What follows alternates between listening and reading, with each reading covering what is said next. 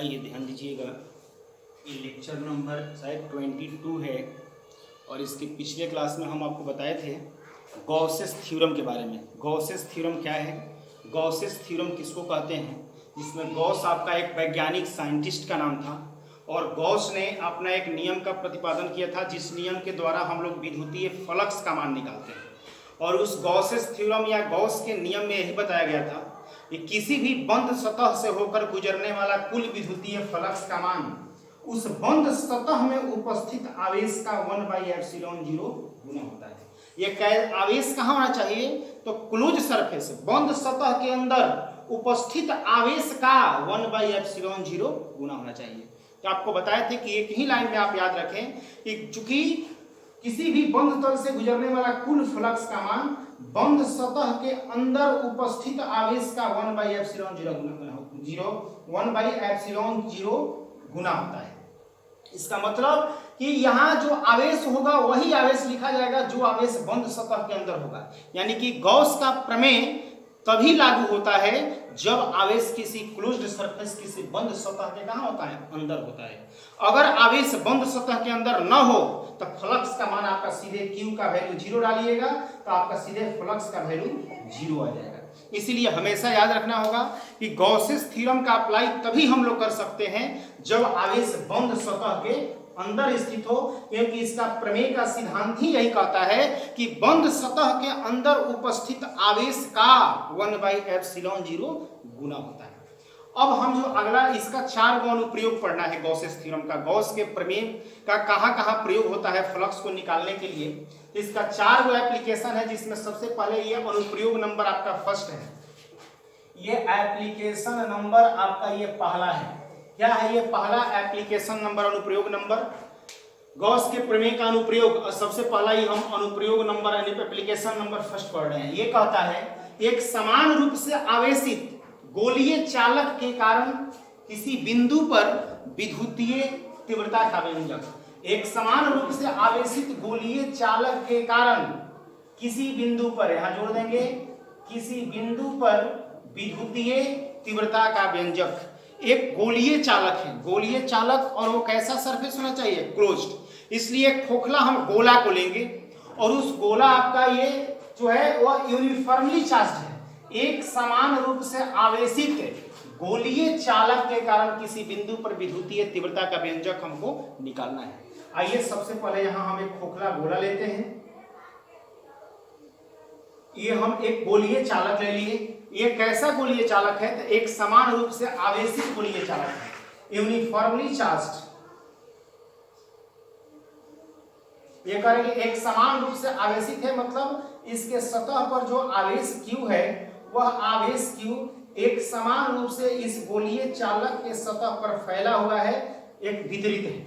हमको इसी आवेशित गोलीय चालक के कारण किसी बिंदु पर, कहीं भी वो बिंदु ले सकते हैं, विद्युतीय तीव्रता का व्यंजक ज्ञात करना है, विद्युतीय तीव्रता का वैल्यू हमको निकालना है। आपको बताया है कि गॉस के प्रमेय का अनुप्रयोग है, इसका मतलब कि इसमें गॉसेस थ्योरम को हमको लागू करना है। और गॉसेस थ्योरम तभी लागू होगा जब आवेश बंद सतह के कहाँ होगा, अंदर होगा। लेकिन यहाँ जो आवेश जो है प्लस पॉजिटिव चार्ज, ये इसके सतह पर उपस्थित है, सतह पर डिस्ट्रीब्यूट किया गया है, फैला हुआ है। तब तो आवेश तो बंद सतह के अंदर है नहीं, आवेश तो बंद सतह के बाहर है। लेकिन हम गॉस के प्रमेय का अनुप्रयोग, गॉस के प्रमेय को प्रयोग करने वाले हैं। और गॉस के प्रमेय का प्रयोग तभी होता है जब आवेश बंद सतह के अंदर होता है।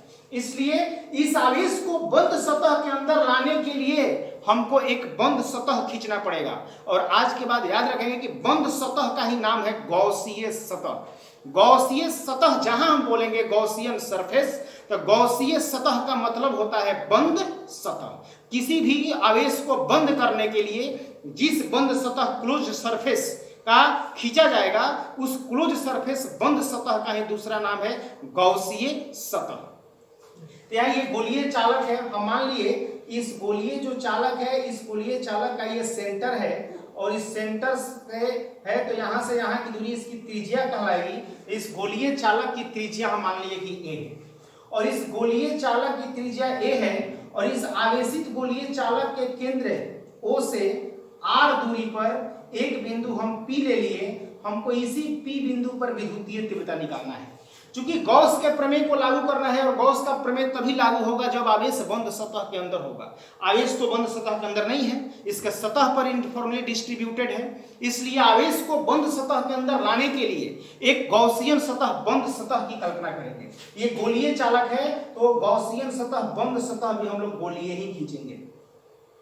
एक गोलीय बंद सतह की कल्पना किए और इस जो गोलीय बंद सतह जो खींचे हैं इसकी त्रिज्या O से लेकर यहां तक इसकी त्रिज्या कितनी है, R है। या केंद्र O से R दूरी पर ये P बिंदु है, या ये गॉसीय गोलीय सतह की त्रिज्या जो है वो R है। इसी R यहाँ केंद्र से R दूरी पर जो गॉसियन सतह पर स्थित है P बिंदु, यही हमको विद्युतीय तीव्रता का मान क्या करना है, निकालना है। अब आइए विद्युतीय तीव्रता यहां निकालना है तो विद्युतीय तीव्रता सदिश राशि है, इसकी दिशा किधर होगी आपको बताए हैं। ये धन आवेश से विद्युत क्षेत्र के बाहर निकलती है और ऋण आवेश में अंदर जाती है। तो प्लस से विद्युत क्षेत्र का हमेशा लंबवत बाहर की ओर दिशा होता है विद्युतीय क्षेत्र या विद्युतीय तीव्रता का, इसलिए P बिंदु पर विद्युतीय तीव्रता की दिशा हमेशा इसके सतह से कहां होगा, बाहर की ओर। कहीं भी P बिंदु लेंगे तो हमेशा इसकी दिशा बाहर की ओर होगा।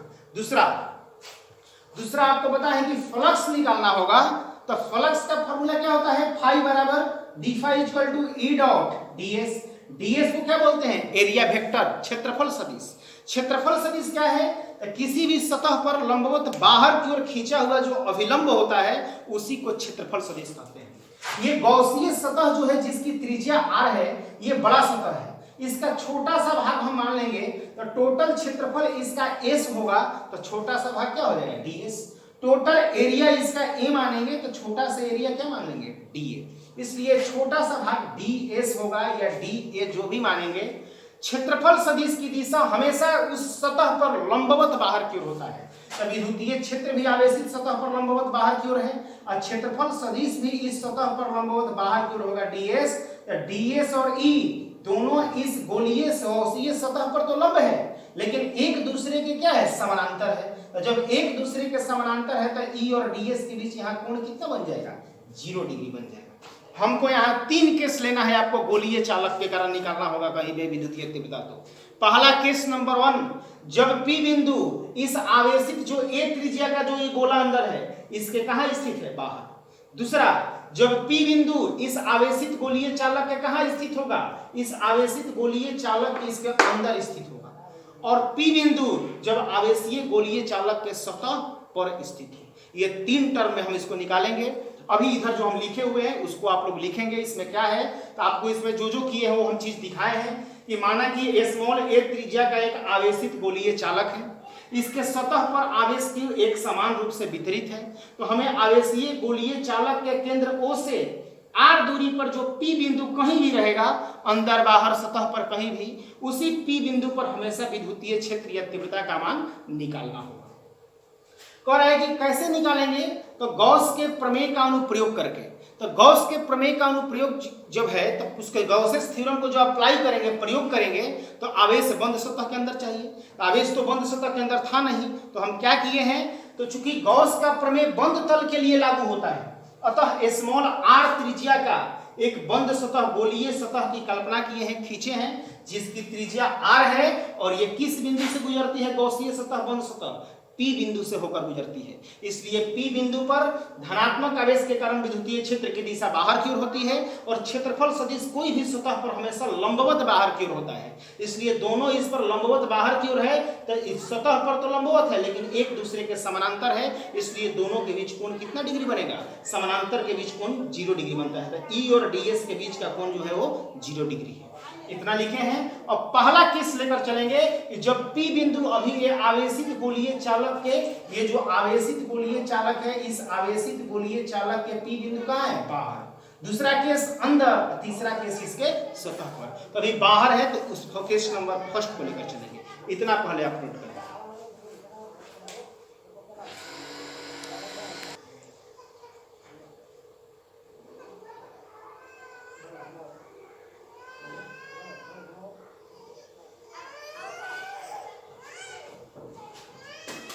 अब आइए ध्यान दीजिएगा, केस नंबर 1। पहला केस क्या है, तो पहला केस नंबर 1 है कि जब P बिंदु आवेशित गोलीय चालक के कहां स्थित हो, बाहर अभी स्थित है। तो case number 1, case number first, जब बिंदु P आवेशित, सॉरी पहले फ्लक्स निकालिए कि इस गॉसीय सतह से कितना फ्लक्स निकलेगा। चूंकि जब फ्लक्स हम लोग निकाल लेंगे तब हम लोग विद्युतीय तीव्रता का मान आसानी से निकाल सकते हैं। यदि P बिंदु पर विद्युतीय तीव्रता का मान E हो तो बंद तल से होकर, तो या गॉसीय सतह भी इसको बोल सकते हैं, तो R त्रिज्या का जो गोलीय गॉसीय सतह खींचे E हो तो गोलीय गॉसीय सतह से होकर गुजरने वाला कुल विद्युतीय फ्लक्स, गोलीय गॉसीय सतह से होकर गुजरने वाला कुल विद्युतीय फ्लक्स हाई d phi is equal to E dot ds। A dot B बराबर formula A B cos theta होता है, E डॉट ds बराबर E ds कॉस थीटा होगा, और थीटा E और ds के बीच कितना डिग्री बना है? 0 डिग्री यहाँ बना हुआ है। कॉस 0 डिग्री का वैल्यू 1 होता है, तो 1 रखेंगे तो ये हो जाएगा EI into ds। Equation number first, जब ये इक्वेशन नंबर फर्स्ट हो गया, अब ध्यान दीजिएगा, अब हमको यहाँ पे जो पॉइंट है उसको अब हमको निकालना होगा कि सब केस नंबर फर्स्ट, जब P पॉइंट आवेशित गोलीय चालक के कहाँ स्थित हो? बाहर। दूसरा, जब P पॉइंट कहाँ स्थित हो? अंदर। या इसको इंटीग्रेट भी कर देंगे तो दोनों तरफ इंटीग्रेशन कर देंगे तो ये हो जाएगा समीकरण 1 से डी फाई का वैल्यू फाई और ये हो गया E और ds का s, तो phi is equal to E दोनों तरफ समाकलन करने पर, क्या करने पर? समाकलन करने पर, तो दोनों तरफ समाकलन कर देंगे तो dx का x, तो डी फाई का फाई, E कांस्टेंट बाहर हो गया क्योंकि विद्युतीय क्षेत्र एक समान होता है, और dx का x, तो ds का s, phi is equal to E into s क्या है? क्षेत्रफल। किसका क्षेत्रफल? गोलीय गॉसीय सतह। गॉसीय सतह माने बंद सतह। जो गॉसीय सतह खींचे है वो कहां से गुजरा है? P बिंदु से होकर गुजरा है। इसकी त्रिज्या कितनी है? O से P तक की दूरी कितनी है? R त्रिज्या का ये गोलीय बंद सतह है, तो गोलीय सतह की क्षेत्रफल का फॉर्मूला क्या होता है? 4 पाई r स्क्वायर, तो E इंटू 4 पाई r स्क्वायर। इसको मान लेंगे इक्वेशन नंबर फर्स्ट। या दूसरा एक और तरीका है, अल्पांशीय क्षेत्र नाम अगर पूरे क्षेत्र का क्षेत्रफल एक ही बार s मान सकते हैं, तो जब ये ds था तब d फाई हुआ था, ये s हो जाएगा तो ये टोटल क्या हो जाएगा? फाई हो जाएगा। तो इंटीग्रेशन की कोई आवश्यकता यहाँ नहीं पड़ेगी। अब ध्यान दीजिएगा, अब यहाँ अप्लाई कीजिए कि case number first, case number first क्या कहता है? जब P बिंदु, केस नंबर फर्स्ट कहता है जब P बिंदु आवेशित गोलीय चालक के, आवेशित गोलीय चालक के बाहर स्थित हो। जब P बिंदु आवेशित गोलीय चालक के बाहर स्थित हो, तो गॉस के प्रमेय से, तो गॉस के प्रमेय से क्या कहता है? गॉस का प्रमेय, बंद तल से होकर गुजरने वाला कुल विद्युतीय फ्लक्स, कुल विद्युतीय flux phi is equal to 1 by epsilon 0 into q. Q क्या है? बंद तल में उपस्थित कुल आवेश। केस नंबर आपका ये फर्स्ट है कि जब P बिंदु ये बंद, ये आवेशित गोलीय सतह के बाहर है, इससे की जरूरत नहीं, तो जब P बिंदु ये आवेशित गोलीय सतह के बाहर होगा तो आवेश कहाँ होगा? बंद सतह के अंदर स्थित होगा। और जब आवेश ये बंद सतह के अंदर स्थित होगा तो हम लोग गॉस के प्रमेय को अप्लाई कर सकते हैं। तो वही कहता है गॉसेस थ्योरम कि बंद तल से होकर गुजरने वाला कुल विद्युतीय flux phi is equal to 1 by epsilon 0, और उस बंद सतह में उपस्थित आवेश Q का 1/ε0 गुना होता है। तो बंद सतह, ये जो गॉसीय सतह डॉट वाला जो खींचे हैं गोलीय, इसके अंदर कुल कितना आवेश है? Q। तो phi = 1/ε0 × Q। ये हो गया इक्वेशन नंबर 2। ये इक्वेशन फर्स्ट और ये इक्वेशन सेकेंड। इसका भी LHS phi है और इसका भी LHS phi है। LHS जब बराबर होगा तो RHS भी क्या होगा? बराबर होगा। इसलिए RHS दोनों को बराबर करेंगे और E का वैल्यू हम निकाल लेंगे। इतना नोट करेंगे।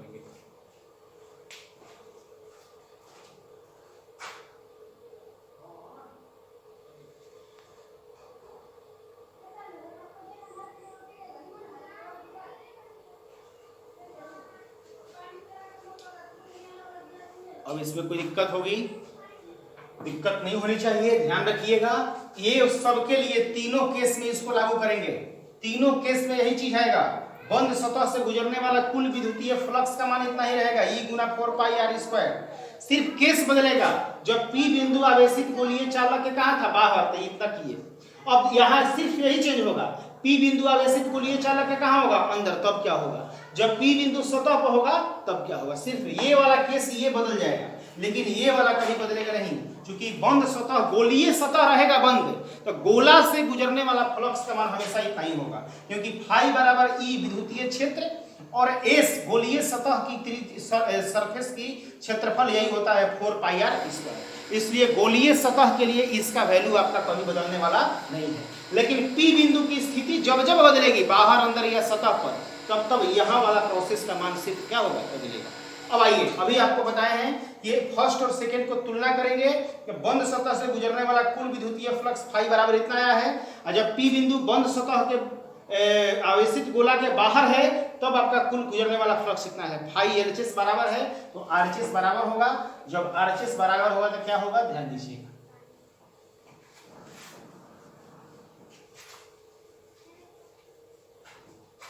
ध्यान देंगे। phi बराबर ये हो गया E × 4πr² = 1/ε0 × Q।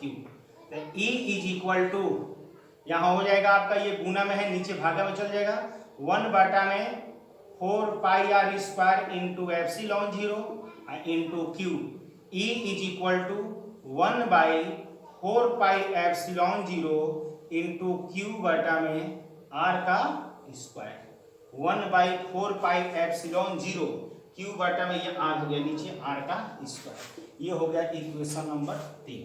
ये समीकरण 3 जो है, 3 आवेशित गोलीय चालक के कारण, आवेशित गोलीय चालक के कारण विद्युतीय तीव्रता का व्यंजक है।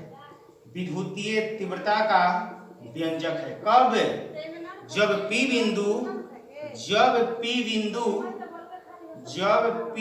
बिंदु आवेशित गोला के बाहर स्थित हो। जब P बिंदु आवेशित गोला के बाहर स्थित हो। अब आप कहेंगे कि ये फॉर्मूला तो वही निकल गया जो फॉर्मूला हम पॉइंट चार्ज के लिए निकाले थे। यहाँ Q आवेश है, यहाँ से R दूरी पर P है, तो E बराबर फॉर्मूला होता है 1/4πε0 Q/r²। तो हाँ, ये पॉइंट चार्ज के लिए जो फॉर्मूला निकाले थे हम, वही फॉर्मूला यहाँ आवेशित गोलीय चालक के कारण जिसके बाहर स्थित P बिंदु के लिए भी वही फॉर्मूला आया है 1/4πε0 Q/r²। तो अंतर क्या है? वहां तो आवेश एक बिंदु पर स्थित रहता था, यहाँ आवेश तो इसके सतह पर चारों तरफ बटा हुआ है। तो क्यों फॉर्मूला दोनों का सेम हुआ? याद रखिएगा, कोई भी समतल चालक पर अगर आवेश से एक समान रूप से वितरित हो तो उस समस्त आवेश को उसके केंद्र पर, एक बिंदु पर केंद्रित, सेंटर जो है उस पर केंद्रित माना जाता है। इसीलिए जब ये 10 कूलम का आवेश इसके सतह पर उपस्थित है तो समझिए कि ये 10 कूलम का आवेश इसके कहाँ स्थित है? केंद्र पर स्थित है। इसलिए यहां से R दूरी पर P है तो E बराबर यहाँ फॉर्मूला हो जाएगा 1/4πε0, वो आवेश Q, अब आटा में आवेश से उस बिंदु के बीच की दूरी का स्क्वायर। इसलिए पॉइंट चार्ज के लिए भी वही फॉर्मूला होता है। और आवेशित गोलीय चालक या कोई भी आवेशित चालक हो, एक समान रूप से उसके ऊपर आवेश हो, तो याद रखेंगे कि ये गोलीय चालक है। ये ऐसा माना जाता है कि समस्त आवेश इसके कहाँ स्थित है, केंद्र पर स्थित है। इसलिए ये पॉइंट चार्ज और आवेशित गोलीय चालक दोनों के लिए विद्युतीय तीव्रता या क्षेत्र का वैल्यू समान होता है। ये एक केस कंप्लीट किए, कब? जब P बिंदु आवेशित गोलीय चालक के बाहर स्थित रहेगा तब। और दूसरा पॉइंट देखेंगे, जब P बिंदु आवेशित गोलीय चालक के अंदर स्थित रहेगा तब क्या होगा, इसको पहले नोट करें।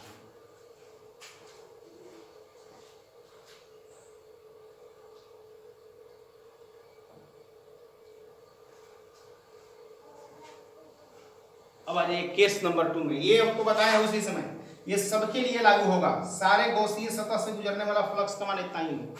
अब आइए केस नंबर 2।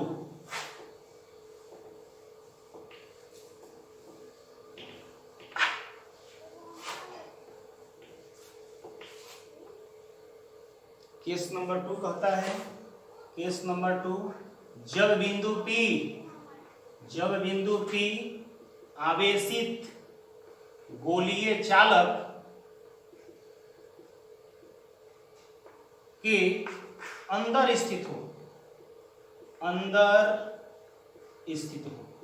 जब आवेशित गोलीय चालक के अंदर स्थित होगा बिंदु P, तब क्या करेंगे, ध्यान देंगे फिगर पे। यही आपका आवेशित गोलीय चालक है, यही आपका आवेशित गोलीय चालक है जिसके सतह पर आवेश Q एक समान रूप से वितरित है, यूनिफॉर्मली इस पर स्पेयर्ड है, वितरित है। अब ध्यान दीजिएगा, इसका केंद्र कितना है, O, और इस आवेशित गोलीय चालक की त्रिज्या कितनी है, A, जो हम ऑलरेडी पहले से ही हम यहाँ पे मान चुके हैं। पहले ये जो P बिंदु था इस आवेशित गोलीय चालक के कहाँ था, बाहर स्थित था, यहाँ स्थित था ये। लेकिन अब हमको इस P बिंदु को कहाँ लेना है, इसके अंदर। कितना, O से P की दूरी हमेशा हम कितना मान रहे हैं, R। P बिंदु पर ही विद्युतीय तीव्रता हमको हर जगह निकालनी है, और O से उस P की दूरी हमेशा क्या है, R है। गौसीय सतह किससे गुजरता है, P बिंदु से होकर। अब ये P बिंदु से गौसीय सतह को याद लीजिए। आप हमें बताइए, हम क्या पढ़ रहे हैं, गॉस के प्रमेय का अनुप्रयोग पढ़ रहे हैं। जो हम गॉस के प्रमेय का अनुप्रयोग पढ़ रहे हैं तो कौन सा नियम लागू करेंगे, गॉसेस थ्योरम का नियम लागू करेंगे। और गॉसेस थ्योरम कब लागू होगा, जब आवेश बंद सतह के कहाँ होगा, अंदर। जब ये P बिंदु, ये कौन सा सतह है, गौसीय सतह, बंद सतह। ये बंद सतह को खींच देने पर भी क्या आवेश बंद सतह के अंदर आया, जो प्लस चार्ज इस पर डिस्ट्रीब्यूटेड है, नहीं आया।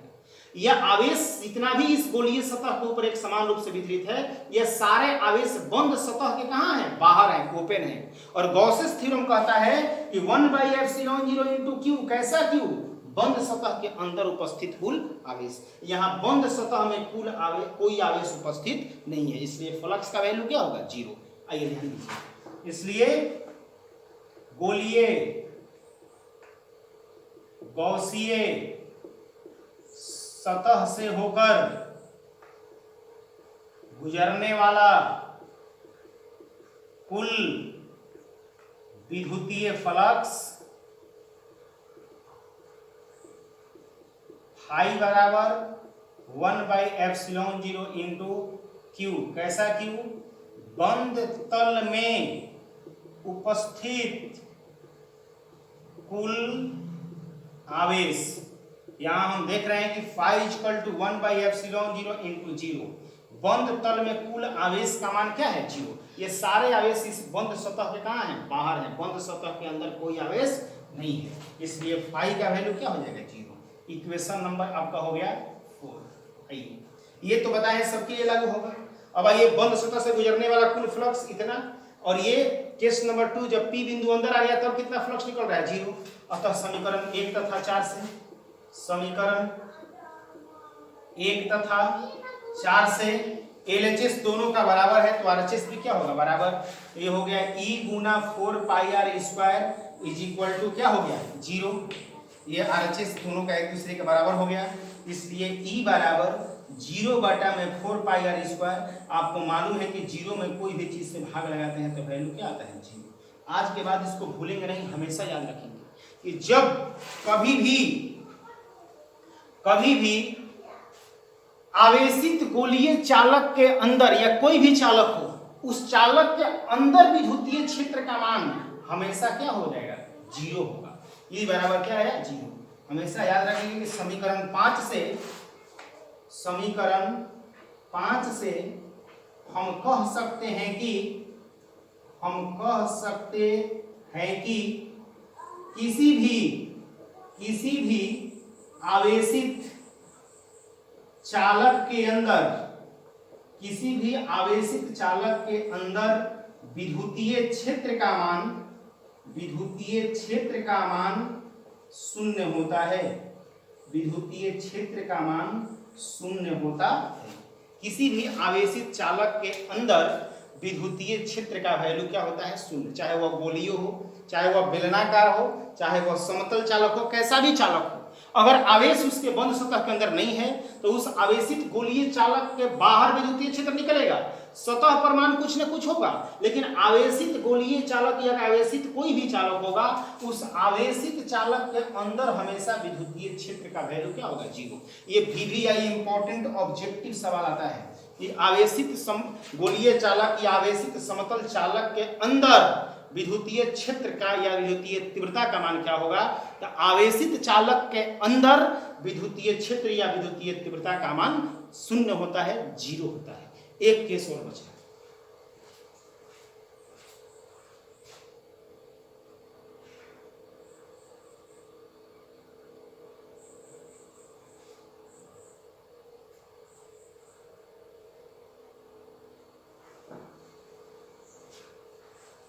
अब ये केस नंबर 3। केस नंबर 3 क्या है,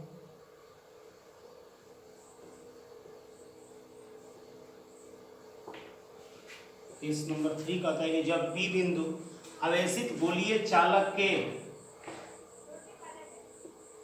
सतह पर स्थित हो। कहाँ हो, सतह पर स्थित हो। इसलिए गोलीय गौसीय सतह से होकर गुजरने वाला कुल विद्युतीय फ्लक्स, उसका फिगर देख लेंगे। उसका फिगर क्या होगा, ध्यान दीजिएगा। आपको ऐसा हम बताए हैं, ये आवेशित गोलीय चालक है।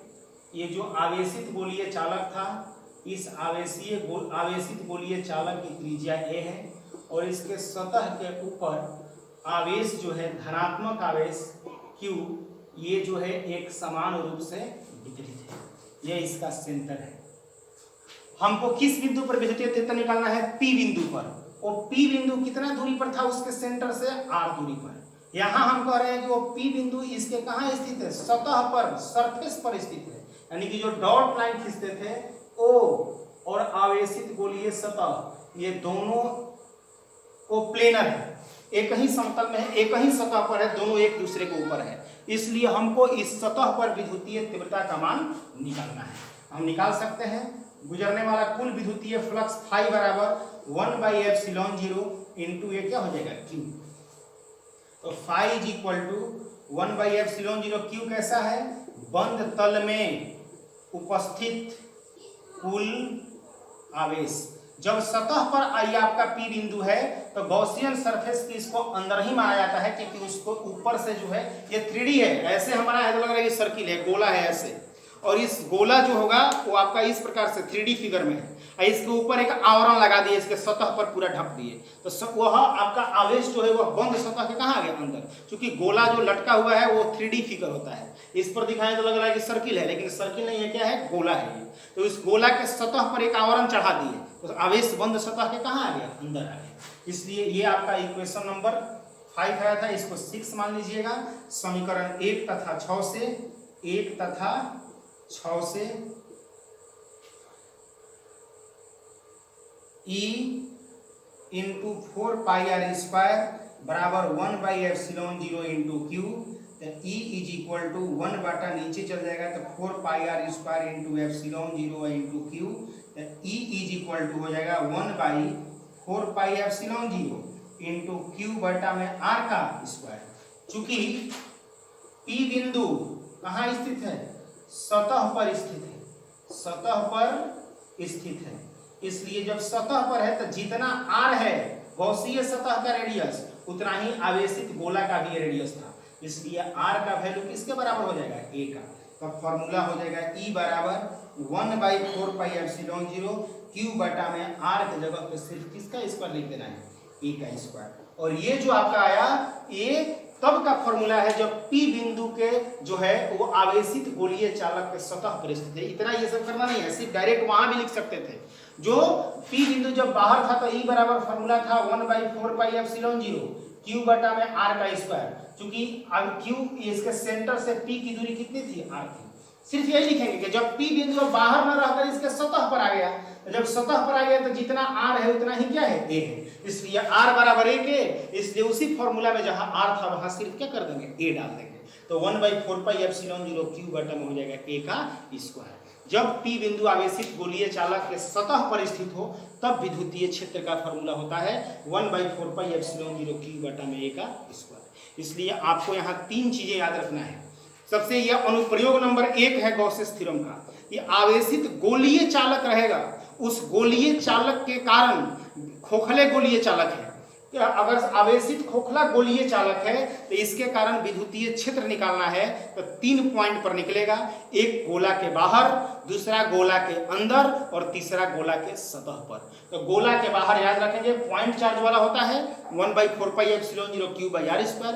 किसी भी प्रकार के आवेशित चालक के अंदर हमेशा विद्युतीय क्षेत्र की तीव्रता का मान क्या होता है, 0 होता है। अंदर कभी भी कैसा भी चालक के अंदर पूछेगा तो E का मान 0 होगा, और सतह पर पूछेगा आपका ये गोलीय है तो ये हम निकालेंगे 1/4πε0 Q/a²। अब अगले क्लास में एप्लीकेशन नंबर जब 2 पढ़ेंगे तो उसमें आपको बताएंगे आवेशित बेलनाकार चालक, माने तार एक होगा, तार बेलनाकार होता है, आवेशित चालक तार के कारण हम विद्युतीय क्षेत्र निकालेंगे। इसके बाद आवेशित समतल चालक के कारण विद्युतीय क्षेत्र, और एक आवेशित समतल चादर के कारण विद्युतीय क्षेत्र। ये 3-4 चीजें हम अगले क्लास में देखेंगे। तब तक के लिए इतना ही, इसको नोट कर ले, फिर अगले क्लास में अगले टॉपिक के साथ हम मिलेंगे। तब तक के लिए धन्यवाद।